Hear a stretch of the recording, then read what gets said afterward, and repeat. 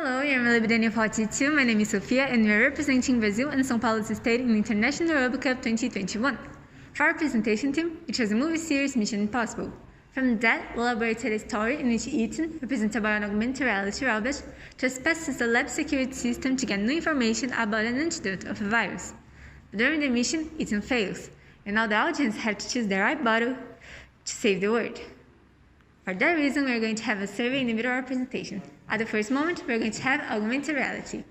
Hello, I'm Oscar. So, augmented reality is basically an overlay of a virtual image on a real object, which in this case, it's a marker, making an interaction between two realities. We choose to use it because it makes our robot lighter for the crane. And for this, we use the notebook and a camera that will capture Marcus' information and send it to the Unity. About the software, we used Unity to manipulate 3D objects and a user interface in C# and Vuforia to create a recognizable marker for Unity. Our rocket should send the antidote all around the world to cure everyone, or not. But it's also important for our presentation. It has a microphone that calculates the average of the sound's intensity, making the voting happen. It has LED lights that turn on into bar graphs, so we can see which bottle the audience wants by making loud noises. The first one will always light up the bar graph entirely. Then when the survey goes to the second bottle, the rocket will calculate the proportions between the two results. The second should be higher, the first will go lower.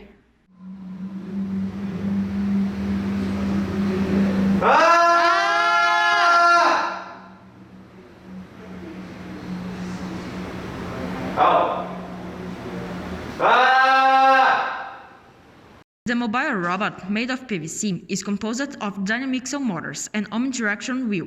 Its movement is pre-programmed, which mechanical arm movement is made by matrices. The arm structure was 3D printed.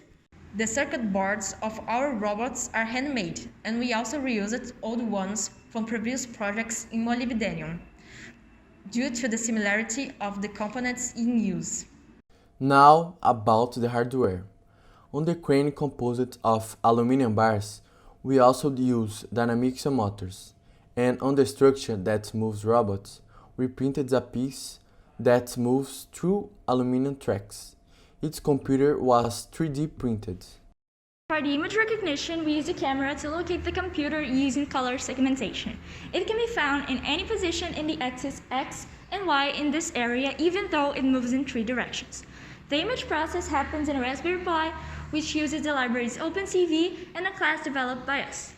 When the marker that represents Ethan finds the computer, an RFID tag reader reads the tags below the box and sends a message to the Raspberry, which ends its movement. To innovate in terms of technology, we decided to create a classifier. It was trained by us with TensorFlow. It differs music when being played or not, or even when a certain key is sounding. It was taught so that the music could interact with the presentation, making the crane move only when a song is playing. The robot-robot interaction happens using Bluetooth modules. The Raspberry Pi works as the central because it can connect up to 6 devices. It is responsible for sending and redirecting the message sent by the robots given sequel to the presentation. The main structure of our code is based on finite state machine. Due to the COVID-19 lockdown in São Paulo, we couldn't get together in person, so we stayed a long time paralyzed, which really ended up distorting our work. To adapt ourselves from that situation, we accessed remotely our computers and robots from school through AnyDesk and started having online meetings via Discord to focus on the development of the codes.